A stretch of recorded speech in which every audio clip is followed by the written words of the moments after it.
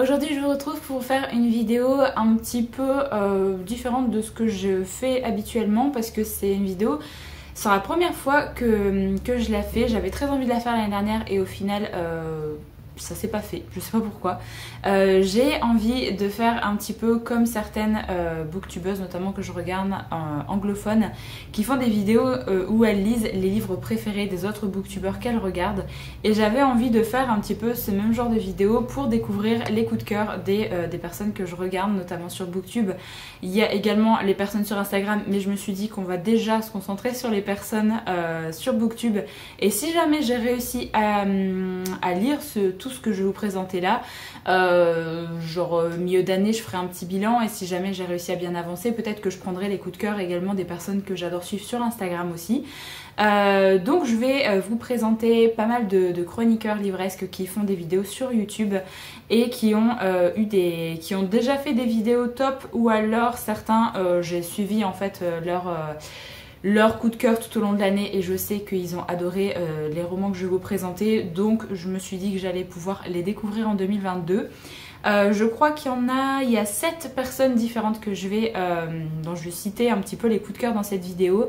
Et j'ai sélectionné 1 ou 2 titres parce que je sais pas encore vers lequel je vais me diriger pour les lire, pour voir un petit peu si également ces livres sont des coups de cœur pour moi aussi. Donc ce sera des petites vidéos, je pense faire une vidéo un petit peu spéciale, genre je ferai peut-être sous format vlog où je lirai peut-être 1 ou 2 livres de cette sélection, et je ferai un petit vlog pour vous donner mon avis sur les lectures, et comme ça au fur et à mesure de l'année. Donc je vais commencer avec la chaîne Les Chroniques du Hérisson. J'ai regardé sa vidéo top et il y a pas mal de livres qui me tentent, mais j'essaie de me concentrer vraiment que sur 2. Sur son coup de cœur ultime de l'année 2021, c'est-à-dire Des Diables et des Saints. Alors j'ai pas noté tous les noms d'auteurs, donc je vous mettrai les photos ici de toute façon. Ce titre me tente vraiment bien depuis tant qu'elle en a parlé de toute façon, et elle en a beaucoup parlé l'année dernière, et je suis vraiment curieuse de voir un petit peu ce que ça peut donner. J'ai vu d'autres personnes le lire également par la suite, et ça a vraiment été pas mal de coups de cœur, donc ça me tente plutôt bien. Et je me suis noté un autre titre parce que je me suis dit, au cas où, si jamais je bloque avec celui-là, peut-être que je pourrais tenter avec un autre titre. C'est Ma cousine Rachel, parce que j'avais très envie de lire davantage de Daphné du Maurier en 2022. Donc je me suis dit que ce serait pas mal également de découvrir Ma cousine Rachel, parce qu'il y a beaucoup de personnes qui en ont dit beaucoup de bien. Donc ça a l'air d'être un petit peu une valeur sûre. Je vous fais pas forcément de résumé des titres parce que pour certains, je me rappelle plus vraiment de quoi ça parle, je me souviens juste de l'avis des personnes que je vais vous citer dans la vidéo, et c'est pour ça que j'ai envie de les découvrir. Voilà, j'ai pas envie d'en savoir beaucoup plus avant de me lancer dans les romans. De plus en plus c'est comme ça de toute façon. Il y a juste vraiment les romans où c'est un genre que je suis en train de découvrir par exemple, que j'aime bien. J'aime bien me renseigner un petit peu plus sur le résumé, sur l'histoire, sinon je fais confiance également aux autres personnes. Donc voilà pour la chaîne Les Chroniques du Hérisson. Donc j'en ai sélectionné 2, on verra si jamais j'arrive à les lire. Ensuite avec la chaîne Camelot Magicadou, j'ai sélectionné également 2 titres. 2 titres que j'ai d'ailleurs dans ma pile à lire, donc ça c'est plutôt cool. Le premier c'est Les Dieux Sauvages, je voulais le lire cette année pour le Cocorico Challenge d'ailleurs, et j'ai pas eu le temps, donc j'aimerais vraiment bien lire le premier tome en 2022. C'est juste que c'est un gros pavé, donc à chaque fois je repousse un peu ma lecture de ce titre là. Je me rappelle uniquement que c'est de la fantaisie et c'est tout. J'ai pas envie d'en savoir davantage, j'ai envie de me lancer dedans sans vraiment en savoir plus. Et le deuxième titre que j'ai noté c'est Kushiel, parce que c'est une saga qui me tente depuis un petit moment, mais que je repousse parce que j'ai un petit peu peur que ce soit bizarre et que ça me plaise pas forcément au niveau des thématiques abordées.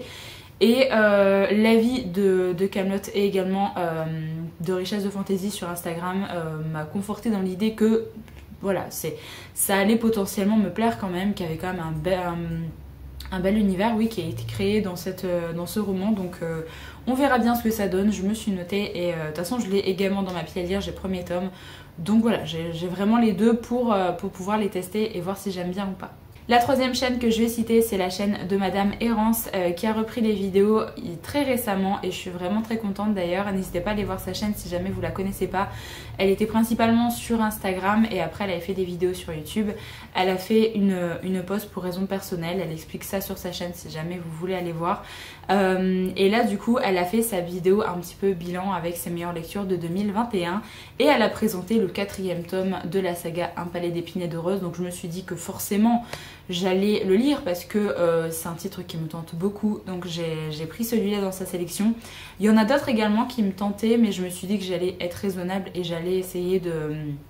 en même temps ça me fait poursuivre une saga que j'aime bien de base, donc je me suis dit que c'était plutôt cool de découvrir le tome 4 et de ce qu'elle en a dit dans sa vidéo, ça me motive quand même à le sortir parce qu'il y a pas mal de thématiques qui ont l'air assez bien abordées, donc voilà, on verra ce que ça donne. Je vous avoue que j'ai pas vu d'avis en fait, à part Madame Errance sur le tome 4, j'essaye de pas vraiment lire des avis dessus. Donc voilà, je me suis noté celui-là. Ensuite on part sur la chaîne de Pepper Palace et alors il y a pas mal de titres qui me tentaient, même si elle a dit qu'il y avait des titres qui n'ont pas été... des gros coups de cœur mais qui l'ont marqué quand même cette année. Là c'est un titre d'ailleurs qui l'a marqué plus qu'autre chose, c'est Betty et j'ai très envie de le découvrir cette année parce qu'il va sortir en poche aux éditions Totem dans pas si longtemps que ça. Je sais pas si on a déjà la date de sortie, mais on a eu la couverture qui a été annoncée par les éditions Gallmeister. Elle est vraiment très jolie, donc je suis assez contente de savoir que ça sort enfin en poche et que je vais pouvoir découvrir cette histoire.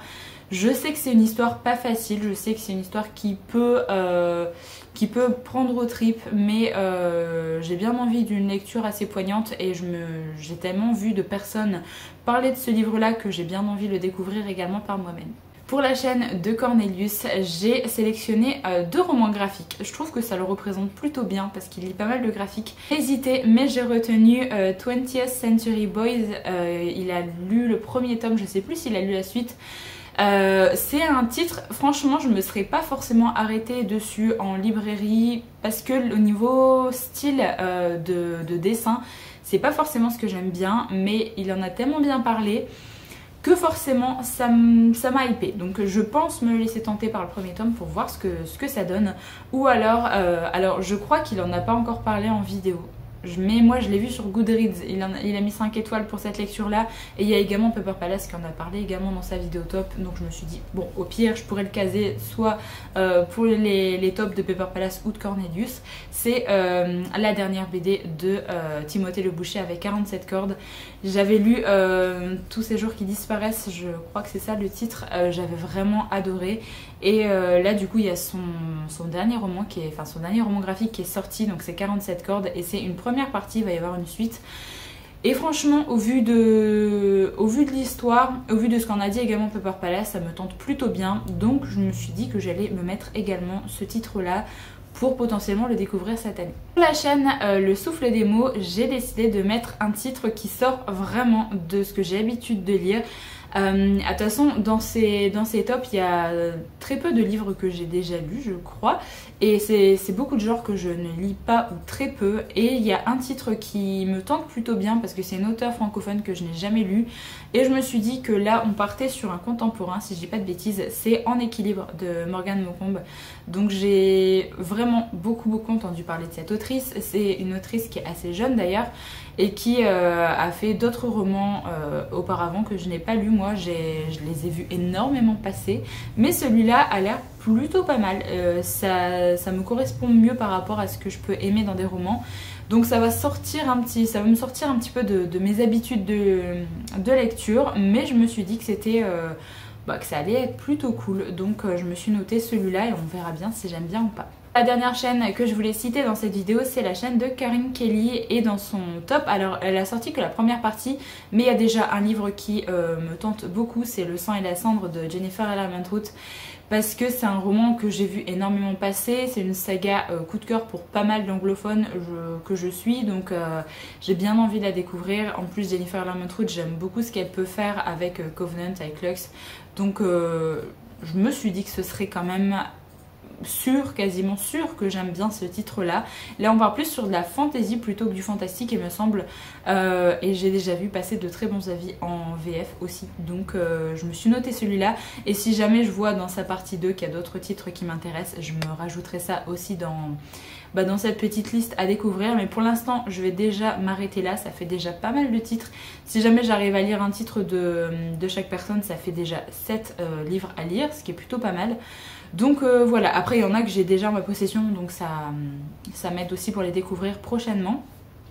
Donc voilà un petit peu pour les titres que j'ai bien envie de découvrir, pour tous ces coups de cœur et ces livres qui ont marqué l'année 2021. Pour toutes ces personnes qui font des vidéos sur YouTube, comme je vous l'ai dit, je ferai peut-être une deuxième partie avec des personnes que je suis sur Instagram, donc on verra ça.